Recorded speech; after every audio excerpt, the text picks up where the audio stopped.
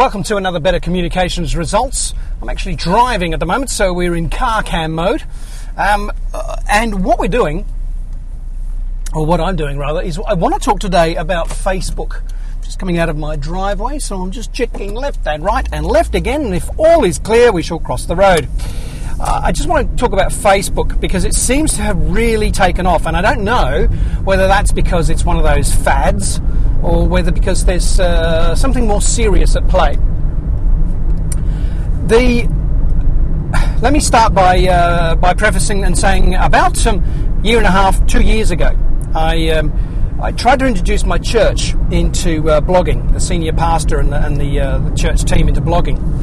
And they thought it was interesting, but they weren't really up for it. And they had their various reasons, but I think just basically they didn't see that the market was there, or the marketplace was there, that the audience was there, or that they had the time to do it.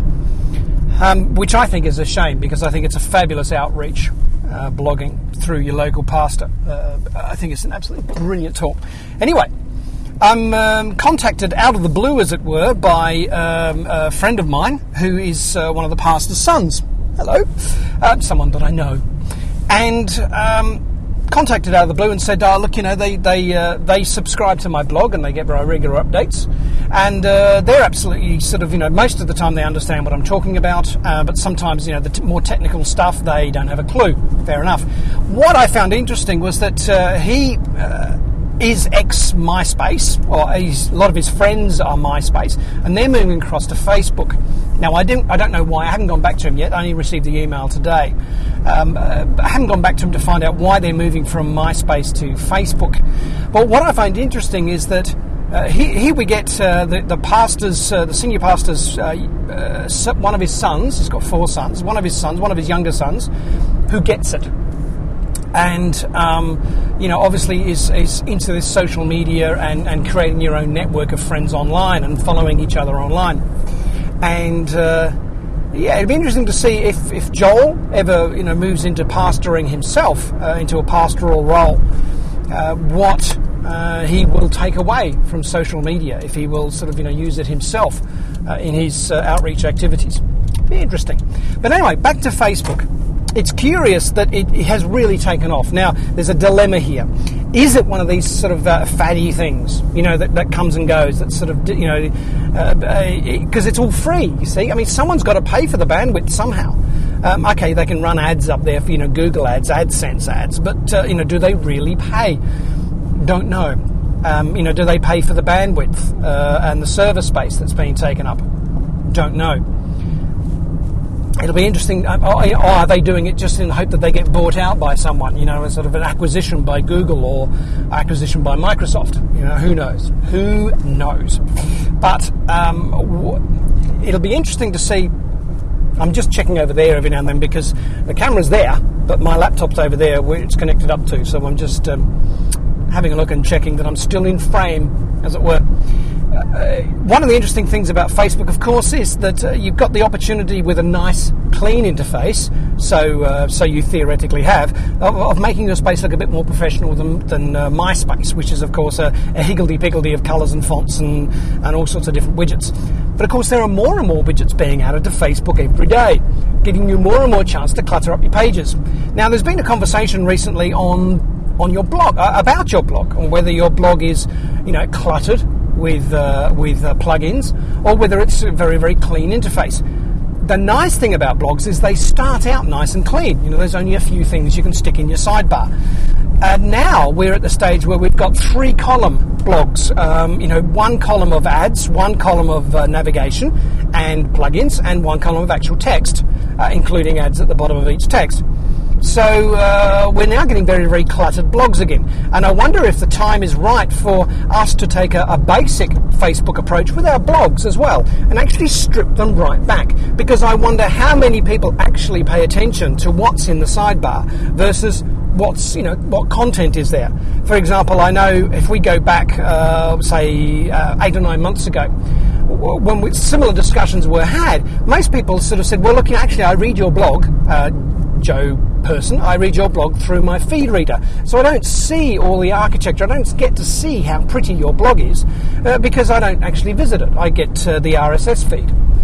Well, the same goes with Facebook and other aggregators. No one actually, well, very few people actually read your blog via your blog site. So therefore, I've got a learner in front of me who's going unbelievably tediously slow, but I'm not in a situation to overtake them because I'm on a windy hills country road. So it's a bit of a bugger at the moment. But anyway, yeah, I'm travelling slow, so I'm not putting myself in danger too much. But the question then comes back to, is Facebook going to sort of disappear, when it's done its time, or will it hang around? Yaku has a few devotees, but nowhere near the number of Twitter, and people are staying with Twitter. I'm actually leaving. I'm never bothered. I haven't been to my Yaku place for quite a while. I just Twitter, or in fact, I use Twitku to blog to both places, or to post, to tweet to both places, as it were.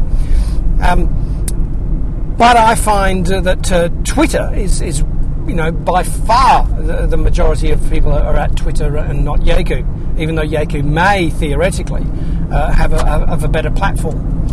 And I wonder whether if Facebook becomes all cluttered and flustered and full of widgets like blogs have, then I wonder if Facebook will actually lose one of its key selling points, which is its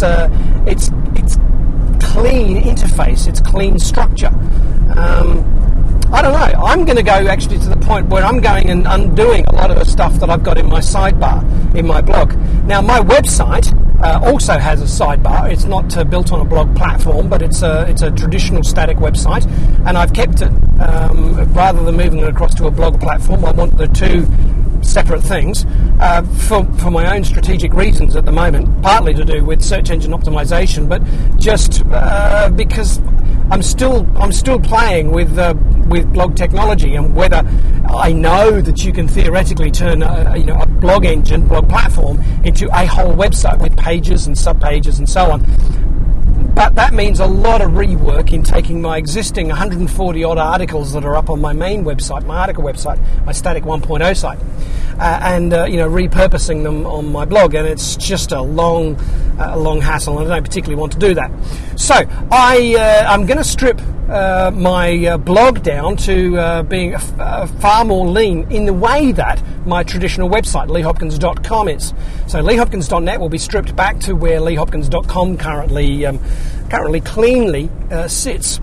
And I'm going to do the same with Facebook too. I've got all these different widgets that I've been playing with, but I'm going to strip that back too, because the clean, uncluttered interface has disappeared for me under a whole lot of clutter. And so that's what I'm going to be doing. And I wonder if, as I say, whether everyone in Facebook or those business communicators in this community are going to do the same thing. Reduce the clutter so that it makes the message much clearer. There's a clarity there of the message. And I wonder if that's something that we're all going to do. Okay, well, that's my rant for the day. I'll leave you anon. I've got to get back to thinking about these 15,000 words that I'm supposed to be writing at the moment, which I'm not. And I shall move quickly along because I had a bloody great truck right up my tail then. So I shall bid you adieu. Take care, take some business risks, and remember, communicate with passion.